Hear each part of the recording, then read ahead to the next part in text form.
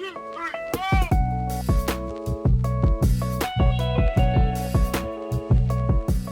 What is up, guys? Welcome to Word Wednesday. Each week, we're going to break down a passage on Wednesday. And today, we're going to go over John 21. So I hope you enjoy it. Let's go.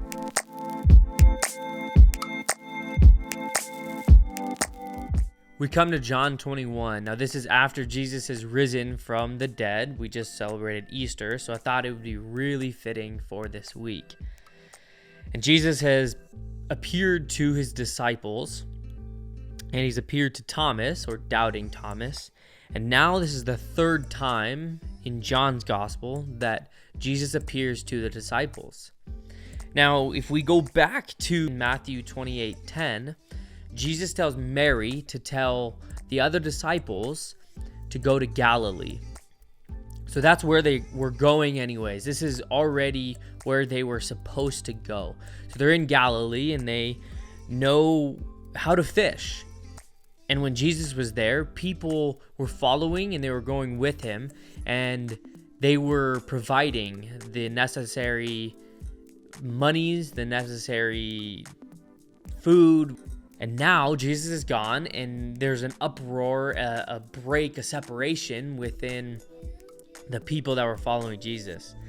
So they didn't know what to do. So they went and they fished, because that's what they knew what to do for money. And they fished all night and they couldn't get anything. And then we come up to where Jesus is standing on the shore, which at this point they just think is a stranger, and he yells out, "Children, have you caught any fish?" Now, this is not uncommon. Some people would call out to fishermen to ask if they've caught any fish, to maybe buy it off of them. So this is not uncommon. What was uncommon was that he started with children. He was calling out to his children. Now, that's the only uncommon thing, and it's awesome, because Jesus knew what was going on. And they have this back and forth until Jesus tells them to throw it over the other side. And at this point, they catch so much fish that they can't even haul it into the boat. And it's at that point that John looks to Peter and says, "It's the Lord." And as soon as they did that, Simon Peter threw on his tunic and jumped into the water and swam out to him and embraced him. And then the others followed. Jesus does something amazing right here that just shows how much love he has. He says, "Bring some fish, let's get breakfast." So what also is there is that Jesus already had fish and bread ready, but he tells them to bring more fish, because Jesus has already provided for you. He already has what you need, but we're invited to bring more. Bring ourselves, bring our hearts, bring our love. And they break bread together. But what we notice before we go into what Jesus and Peter talk about, Jesus isn't there to scold them for fishing. He's not there to scold them for not knowing what's going on. Jesus meets them where they are. Jesus will meet you where you are as well. And I love that part. That part right there is just amazing, that Jesus tells them to go to Galilee and they fish because they need money, they need food. And he goes to where they are. He meets them where they are.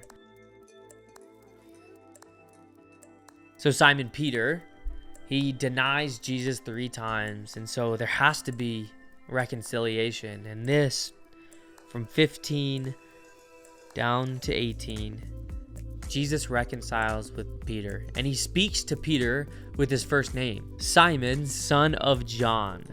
Now, when Jesus talked to Simon Peter with his first name, it usually meant that he was doing something wrong, or Jesus was trying to correct something. And then when he used Peter, that means that Peter was doing something well and doing something right. So right here, he even goes farther and says, Simon, son of John, do you love me more than these?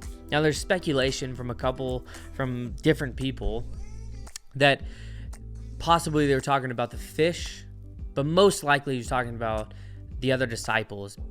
Jesus already knew the answers to these questions, that Peter did love the Lord. But this acted as a self-examination, a way for Peter to understand that if he's going to love God, if he's going to love Jesus like he says, it's going to take a challenge. It's going to take feeding his sheep, feeding Jesus' sheep, which is his people, his children. That's the invitation that we get. That's the invitation that this is sharing with us. That Jesus meets us where we are, and he invites us, he invites you to feed his sheep.